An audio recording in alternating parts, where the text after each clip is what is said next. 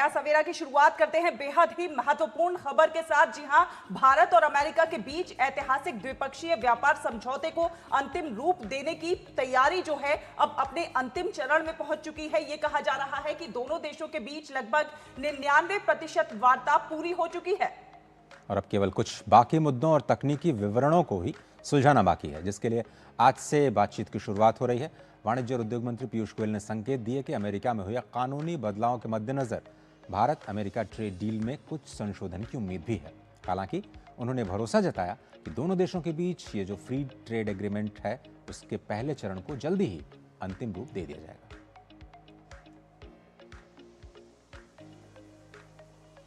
US के ambassador mister Sergio गौर ने भी कहा कि 99% चीजें तय हो गई है। छोटी मोटी कॉमास और फुल स्टॉप्स पे चर्चा चल रही है। फाइनलाइज करते वक्त जो वहां पे बदलाव आए थे, कानूनी बदलाव आए थे यूएस में, उसको किस प्रकार से फाइनल एग्रीमेंट में रिफ्लेक्ट करना, उसके हिसाब से किस प्रकार से बदलाव होगा, उसको तय करके मुझे पूरा विश्वास है कि यूएसए के साथ भी जल्द से जल्द हम बायलैटरल ट्रेड एग्रीमेंट का पहला ट्रांच खत्म कर देंगे, साइन करेंगे और आगे की चर्चा चालू करेंगे। और ट्रेड डील की जो पूरी टाइमलाइन है उस पर गौर करना जरूरी है। फरवरी 2025 में वॉशिंगटन में प्रधानमंत्री नरेंद्र मोदी और अमेरिकी नेतृत्व के बीच द्विपक्षीय वार्ता की शुरुआत हुई थी और उसके बाद ये कहा गया था कि जो अभी $220 बिलियन का लक्ष्य जो कारोबार है उसको बढ़ाना है। दोनों देशों के बीच में 2030 तक व्यापार को $500 बिलियन तक ले जाने का लक्ष्य है, जिसे मिशन 500 के नाम से जाना गया। बाद में जैसा कि आपको पता है कि अमेरिका ने जो टैरिफ की शुरुआत की, टैरिफ लगाना शुरू किया और उसके बाद पूरी दुनिया भर में टैरिफ तनाव एक तरह से कहें तो बढ़ गया। और 2025 का पूरा जो साल रहा वो अलग अलग वजहों से अमेरिका के द्वारा अलग अलग देशों पर अलग अलग टैरिफ को लेकर के ये चर्चा में रहा। भारत में 50% तक की जो टैरिफ है उसकी शुरुआत की गई थी। दंडात्मक शुल्क लगाया गया था और आपको याद होगा कि यूक्रेन और रशिया के युद्ध के बीच में इस टैरिफ को लगाया गया था। अमेरिका प्रोटेक्शनिज्म की या फिर अमेरिका फर्स्ट की जो रणनीति है उसके तहत इन टैरिफ्स को लगाने के लिए अपनी जो प्रतिक्रिया वो देता रहा है। 2026 में ट्रंप और भारत की ओर से व्यापार समझौते की पुष्टि हुई और ये बड़ी खबर जनवरी 2026 में आई, जब इंटरिम डील पर ये जो अतिरिक्त 25% का जो शुल्क था हटा लिया गया 2 फरवरी को 2026। काफ़ी इंपॉर्टेंट। और 2 फरवरी 2026 को जब इंटरिम डील फाइनल हुई तो प्रभावी टैरिफ घट करके भारत पर केवल 18% आ गया और इस वक्त भी वही इस वक्त इफेक्टिव है 18% का। और वाशिंगटन में बीटीए पर पहले चरण की जो चर्चा है वो हुई और अब 1 से 4 जून यानी आज से जो शुरू हो रहा है 2 से 4 जून तक नई दिल्ली में अंतरिम समझौता और ये बीटीए पर वार्ता लगातार जारी रहने की उम्मीद है। और यही कोशिश की जा रही है कि जो बाकी बचे मुद्दे और सबसे बड़ा जो मुद्दा है वो यही है कि भारत पर टैरिफ क्या लगेगा। तो ट्रेड डील क्यों जरूरी है ये भी समझना बहुत ज्यादा जरूरी है, क्योंकि इससे भारत को क्या कुछ फायदे होने वाले हैं ये जानना बहुत ज्यादा जरूरी है। भारतीय निर्यात को इससे कहीं ना कहीं एक नई ताकत मिलती हुई नजर आएगी। कपड़ा चमड़ा उत्पादों को जो है नया बाजार मिलेगा, तो साथ साथ इंजीनियरिंग उत्पादों के लिए भी एक सुनहरे अवसर के तौर पर इसको देखा जा रहा है। एमएसएमई सेक्टर में कहीं ना कहीं निर्यात बढ़ते हुए नजर आएंगे। रोजगार की बात की जाए तो रोजगार के अवसर जो है और ज्यादा बढ़ते हुए नजर आएंगे। एआई की बात हो या फिर टेक्नोलॉजी बूस्ट की बात हो, जीपीयू और हाई एंड टेक्नोलॉजी तक बेहतर पहुंच होगी। डेटा सेंटर उद्योग को कहीं ना कहीं नई मजबूती मिलती हुई नजर आएगी। भारतीय निर्यात को नई ताकत मिलती हुई नजर आएगी। कपड़ा चमड़ा उत्पादों को नया बाजार मिलता हुआ नजर आएगा। इंजीनियरिंग उत्पादों के लिए सुनहरे अवसर के तौर पर इसको देखा जा रहा है। एआई इकोसिस्टम के लिए ये बेहद जरूरी माना जा रहा है। साथ साथ भारतीय निर्यात को जिस तरह से नई ताकत मिलेगी, एमएसएमई रोजगार के अवसर लगातार बढ़ते हुए इससे नजर आएंगे। तो वैश्विक सप्लाई चेन में भारत की भूमिका मजबूत, चीन पर भूमिका जो है काफी ज्यादा मजबूत है। चीन पर कहीं ना कहीं निर्भरता जो है वो कम होती हुई इससे नजर आएगी। दरअसल भारत को चाइना +1 की रणनीति के तहत एक प्रमुख देश के रूप में देख रहा है। बड़ी अर्थव्यवस्था, सबसे तेज रफ्तार अर्थव्यवस्था, और इसीलिए बहुत सारे जो देश हैं भारत के साथ या तो एफटीए साइन करना चाह रहे हैं या फिर कॉम्प्रिहेंसिव ट्रेड एग्रीमेंट पर बातचीत कर रहे हैं। अभी तक हमने 5 एफटीएस पर साइन कर लिए हैं और अगर इस साल की बात करें तो ये दूसरा FTA जो ओमान के साथ था वो कल से इफेक्टिव हुआ। लेकिन इस वक्त जो लगातार जो चर्चा चल रही है वो अब UK और US, दो बड़ी इकॉनमीज जिनके साथ अब चर्चा चल रही है। अमेरिका आपको पता है कि सबसे बड़ी इकॉनमी पूरी दुनिया की, और उसके बाद UK इस वक्त छठे स्थान पर। UK की भी जो इकॉनमी है उनके इन सभी के साथ जो ट्रेड डील है उस पर लगातार बात इसलिए हो रही है क्योंकि भारतीय निर्यात को ताकत देनी है, रोजगार के अवसर पैदा करना है, मेक इन इंडिया और आत्मनिर्भर भारत को बढ़ावा देना है। खासतौर पर जो हमारे लेबर इंटेंसिव सेक्टर्स हैं इसमें कपड़ा और जो लेदर इंडस्ट्री है उसको सबसे ज़्यादा फायदा होने की उम्मीद है। इंजीनियरिंग एक्सपोर्ट्स भी काफ़ी इंपॉर्टेंट है, US मार्केट काफ़ी इंपॉर्टेंट है इंजीनियरिंग एक्सपोर्ट्स के लिए, MSME सेक्टर के लिए, क्योंकि US हमारा सबसे बड़ा ट्रेडिंग पार्टनर है और इसीलिए ये भारतीय निर्यात को नई ताकत देने के लिए अमेरिका जैसे बड़ी अर्थव्यवस्था को कोई भी नज़रअंदाज नहीं कर सकता। और इसीलिए ये जो ट्रेड डील है उसकी आज से जो शुरुआत हो रही है उस पर हम सभी की निगाहें हैं, क्या कुछ होने वाला है। और सबसे बड़ा मुद्दा यही, सबसे बड़ा सवाल यही कि क्या वाकई जो 10% का टैरिफ है वो भारत पर भी लगेगा, इस पर बात अटकी हुई है। साथ साथ अजय जी ये भी बताइए हमारे दर्शकों को कि अमेरिका को आखिर इस डील से क्या कुछ हासिल होने वाला है। ये अमेरिका सबसे बड़ी बात यह है कि अमेरिका ये चाहता है कि जो भारत है वो उसका इतना बड़ा बाज़ार है और भारत के जो बाज़ार है वो अमेरिकी उत्पादों के लिए खुले और उनके अलावा जो शुल्क हो वो कॉम्पिटिटिव हो, वाइन और स्पिरिट पर जो रियायत मिले, क्योंकि वहाँ से हमें जो हम लोग इंपोर्ट करते हैं वाइन और स्पिरिट उस पर वो रियायत चाहते हैं। साथ ही साथ जो वहाँ पे कैलिफोर्निया नट्स हैं और वहाँ से जो कैशू आता है उस पर भी वो चाहते हैं कि जो शुल्क है वो भारत रैशनलाइज करे। लेकिन सबसे बड़ी बात है कि भारत ने ये स्पष्ट कर दिया है कि जो एग्रीकल्चर प्रोड्यूस हैं, जो डेयरी प्रोडक्ट्स हैं, जो मरीन प्रोडक्ट्स हैं, खासतौर पर MSME सेक्टर को प्रभावित करने वाले हैं, उस पर कोई भी, जितने भी संवेदनशील सेक्टर्स हैं उसमें कोई भी रियायत नहीं दी जाएगी। और जो प्रोटेक्शन किसानों को मिलेगा, मछुआरों को मिलेगा, MSME सेक्टर को मिलेगा और जो लेबर इंटेंसिव सेक्टर है जिसमें सबसे ज़्यादा रोजगार के अवसर हैं उस पर हमारा सबसे ज़्यादा फोकस है और उसके साथ कोई भी समझौता नहीं किया जाए। इसके साथ ही अजय मिश्र जी, चूंकि आप लंबे समय से अर्थव्यवस्था को कवर करते चले आ रहे हैं, लोग ये भी समझना चाहते हैं कि भारत को इससे कई फायदे होंगे, लेकिन इस डील पर कई सवाल भी खड़े हो रहे हैं, जैसे कि कुछ लोग बात कर रहे हैं कि कृषि क्षेत्र को इससे कुछ नुकसान भी हो सकते हैं। नहीं, बिल्कुल नहीं। ये इस बात को स्पष्ट कर दिया गया है सरकार की तरफ से कि जो भारतीय फार्म सेक्टर है उसको पूरी तरह से प्रोटेक्शन है, किसी भी तरह का कोई चिंता करने की ज़रूरत नहीं है। सरकार की ओर से बार बार ये कहा गया है कि संवेदनशील जो क्षेत्र हैं उसको इस ट्रेड डील से दूर रखा गया है। कृषि क्षेत्र पूरी तरह से सुरक्षित है, अमेरिका के कोई भी डेयरी प्रोडक्ट भारत में नहीं आएंगे। मछुआरों के लिए जो उनके हितों की रक्षा है उसको भी पूरी तरह से सुरक्षित किया गया और ग्रामीण बाजार जो हमारे खासतौर पर जिस पर हम वन डिस्ट्रिक्ट वन प्रोडक्ट जैसे जो स्कीम्स हैं, जो हमारी जो महिलाएं हैं काम करती हैं खासतौर पर SHGs में, उनके ऊपर कोई भी फर्क नहीं पड़ेगा। सभी संवेदनशील क्षेत्रों का पूरा ख्याल रखा गया। और चंद्रशेखर जोशी भी हमारे साथ जुड़ गए हैं ज्यादा जानकारी के साथ, उनसे भी बात करेंगे। लेकिन उससे पहले अजय जी आपसे ही जानना चाहेंगे कि जिस तरह से ट्रेड डील जो है अब अपने अंतिम चरण में है और अधिकतर चीजों को लेकर सहमति बन गई है, लेकिन कुछ एक बिंदु हैं जिन पर अभी सहमति बनना बाकी है, वो कौन कौन से बिंदु हैं जिन पर सहमति बनना बाकी है?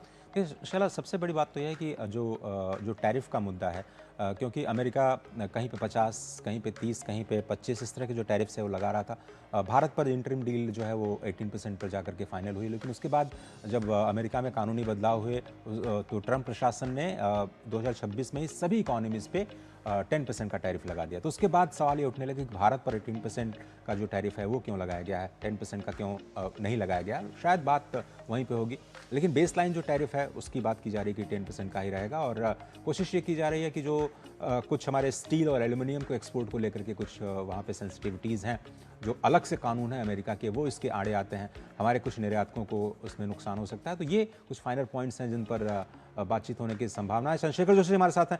चंद्रशेखर जी, हम आपसे समझना चाह रहे हैं कि वो कौन सी कानूनी प्रावधान है जो अमेरिका को सभी देशों पर टैरिफ लगाने की अनुमति देते हैं, और ये जो भारत के साथ पूरा मामला है वो आपको किस ओर जाता हुआ दिखाई दे रहा है? देखिए, अगर टैरिफ की बात करें तो अमेरिका में इसको लेकर के काफी दिक्कतें हाल के दिनों में आपने देखी। वहां पर जिस तरह से सुप्रीम कोर्ट का फैसला आया वो काफी उसके लिए मायने रखता है, और यही कारण है कि प्रेसिडेंट ट्रंप की ओर से वहां पर कई सारे जो टैरिफ विभिन्न देशों पर लगाए गए थे वो अब ऐसे नहीं है जैसे पहले हुआ करते थे। दरअसल है क्या कि वहां पर अमेरिका के अंदर में जो कानून है उसमें एक जो इमरजेंसी इकोनॉमिक पावर एक्ट है जिसके तहत प्रेसिडेंट ट्रंप को ये पावर होती थी कि वो दूसरे देश के ऊपर किसी तरह का दंडात्मक टैरिफ लगाएं, जैसा कि हमने हाल के दिनों में देखा कि कई देशों पर इस तरह के टैरिफ, जो रेसिप्रोकल टैरिफ अमेरिका की ओर से लगाए गए थे।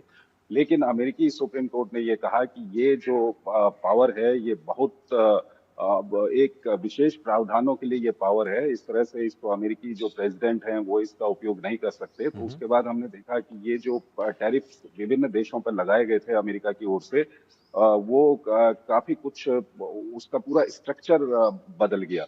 और दूसरे दो तीन पावर्स ऐसी हैं जो अमेरिकी प्रेसिडेंट के पास हैं, वो टैरिफ लगा सकते हैं, लेकिन उन पावर्स के अंदर में यह है कि आपको 6 महीने के अंदर कांग्रेस से इसको, यूएस कांग्रेस से इसको रेटिफाई करवाना होगा। और नहीं तो ये टैरिफ जो प्रेसिडेंट दूसरे देशों पर लगाएंगे वो अपने आप ही खत्म हो जाएंगे। तो ये वहाँ की कानूनी दिक्कत है। और अभी के हालात की हम बात करें तो आप देख रहे हैं कि विभिन्न देशों पर जो उन्होंने 10% का टैरिफ लगाया है, उसको भी ये अधिक से अधिक 15% तक लगा सकते हैं, और 6 महीने के अंदर इनको यूएस कांग्रेस से वहां पर उसको रेटिफाई करवाना होगा। और अब रही जो भारत और अमेरिका की हम बात कर रहे हैं, तो दरअसल वो जो वहां पर सुप्रीम कोर्ट की ओर से फैसला आया है, वो फैसला है कि अमेरिकी राष्ट्रपति की क्या शक्तियां हैं, वो कितना टैरिफ किसी देश पर लगा सकते हैं, किन प्रावधानों के तहत लगा सकते हैं। और जो भारत और अमेरिका की हम बात कर रहे हैं, ये बायलैटरल ट्रेड एग्रीमेंट हैं जो दो देश आपस में निगोशिएट करते हैं।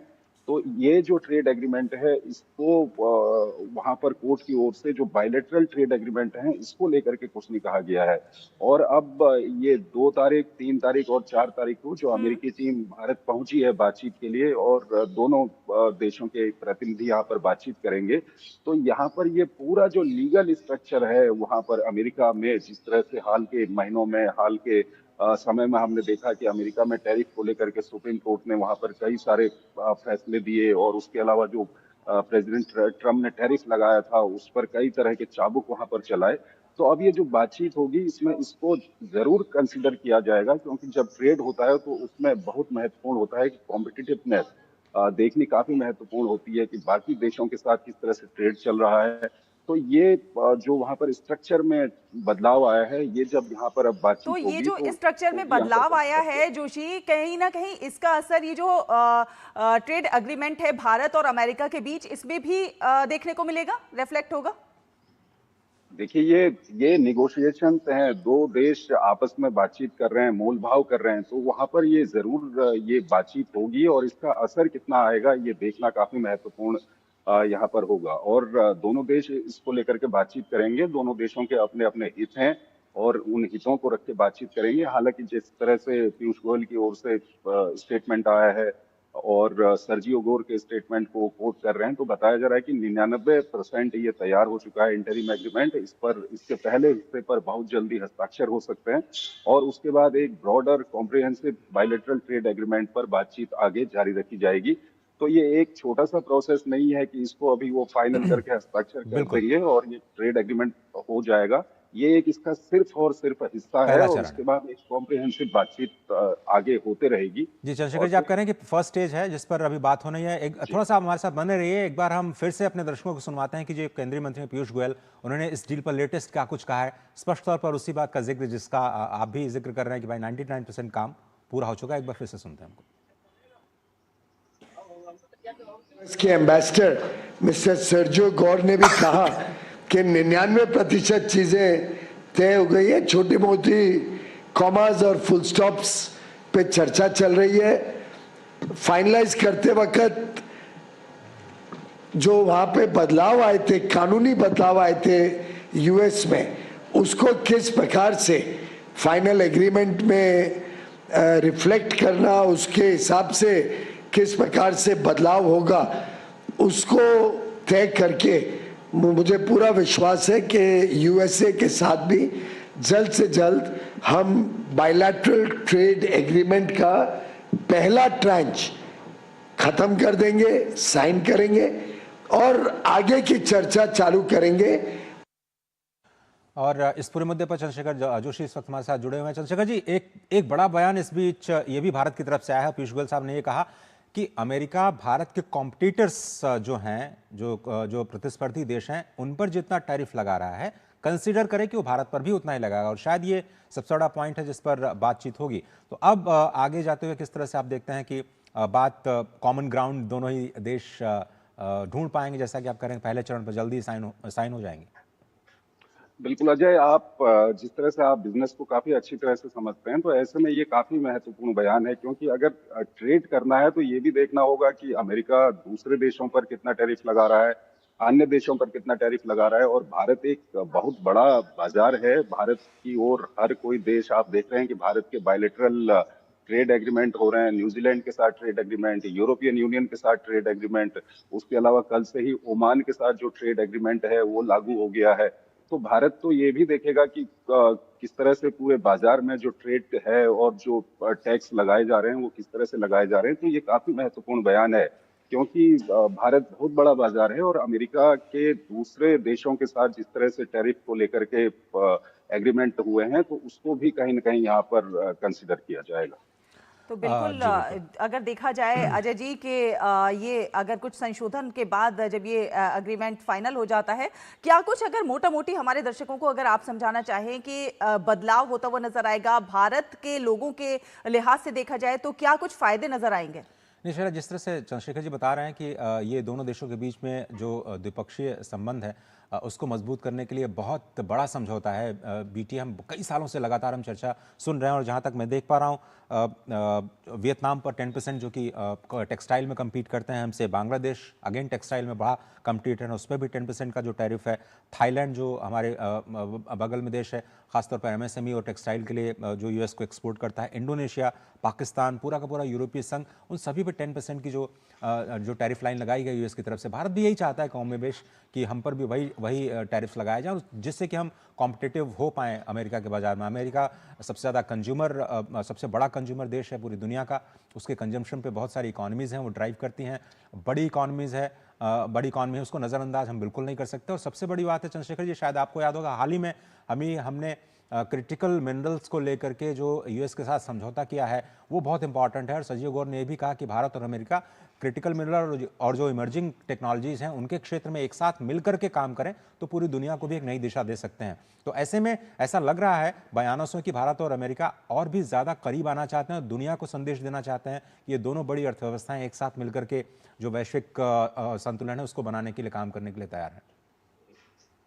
दरअसल अजय, यहाँ पर हमको ये भी याद रखना होगा कि अगर हम भारत और अमेरिका की बात करते हैं तो ये सिर्फ ट्रेड के संबंध नहीं है। भारत और अमेरिका के संबंध चाहे रक्षा के क्षेत्र की बात करें या उसके अलावा इंडो पैसिफिक की बात करें या जो भी रणनीतिक और सामरिक रूप से हम बात करें, तो भारत और अमेरिका के संबंध काफी मजबूत हैं और लंबे समय से चले आ रहे हैं। अमेरिका को भारत की जरूरत है तो भारत को भी अमेरिका की जरूरत है। आप रणनीतिक लिहाज से देखिए या जहां भारत मौजूद है इस इलाके के लिहाज से देखिए, तो ये जो आपसी संबंधों में केवल हम ट्रेड को कंसीडर करने के अलावा जो ट्रेड के अलावा अन्य पक्ष हैं उनको भी कंसीडर करें, तो यही वो चीज है जो कहीं ना कहीं दोनों पक्षों के बीच में जब बातचीत होगी तो वहां पर इसको भी कंसीडर करना पड़ेगा। एक तो जो आप प्रतिस्पर्धा की बात कर रहे थे, आसपास के जो देश हैं जी या सर। दूसरे जो देश हैं उनके साथ भारत प्रतिस्पर्धा कर सके, और दूसरी ओर ये भी देखना पड़ेगा कि भारत और अमेरिका के संबंध, चाहे हम डिफेंस की बात करें या दूसरे फील्डों की बात करें, काफी महत्वपूर्ण संबंध हैं। तो ये भी कहीं ना कहीं जब आप बायलेटरल ट्रेड एग्रीमेंट करते हो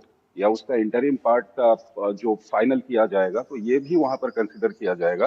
तो काफी महत्वपूर्ण जो जी बिंदु है, चंद्रशेखर। एक तो यह है कि अमेरिका के अंदर में जो लीगल फ्रेमवर्क में वहां पर अंतर आया है वो कंसिडर किया जाएगा, और उसके अलावा एक प्रतिस्पर्धा का यहाँ पर बिंदु जरूर है, उसको भी कंसिडर किया जाएगा। लेकिन जिस तरह से संकेत दे रहे हैं कि 99% लगभग इसमें बातचीत हो चुकी है, तो जल्द ही एक इंटरिम ट्रेड एग्रीमेंट पर साइन हो जाएंगे और उसके बाद एक ब्रॉडर और कॉम्प्रिहेंसिव जो बायलैटरल ट्रेड एग्रीमेंट है उसको लेकर के बातचीत आगे बढ़ेगी। जी बहुत धन्यवाद चंद्रशेखर जी इस चर्चा में शामिल होने के लिए, और जो पर्सपेक्टिव है उसको हमारे दर्शकों के सामने रखने के लिए बहुत बहुत धन्यवाद आपका। और आगे बढ़ेंगे।